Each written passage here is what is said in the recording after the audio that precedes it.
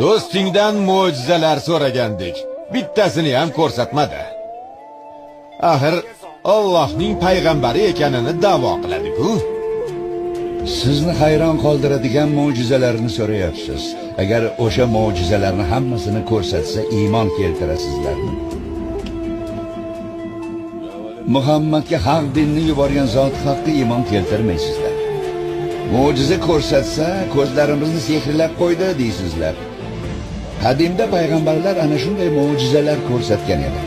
Mo'jizani ko'rganlar iymon keltirmagan. Ko'rmaganlar haqida nima deyish mumkin? Mana masalan, Yasribdagi yahudiylarni taniysiz. Musoning mo'jizalari haqida eshitgansiz. Dengiz bo'linganini bilasiz.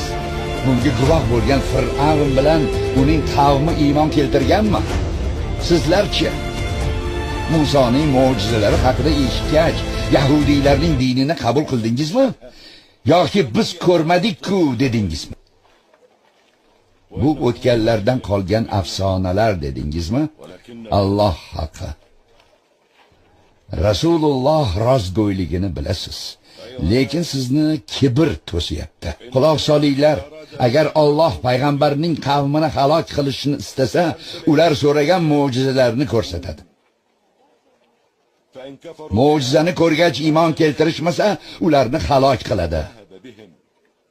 Od va Samud qavmlari mo'jizalarni ko'ra bila turib kofir bo'lishdi. Iymon keltirishmadi. Alloh ularni halok qildi. Ularning yurtidan vayronalar qoldi. Ibrat olinglar. Ibrat oling aql egalari.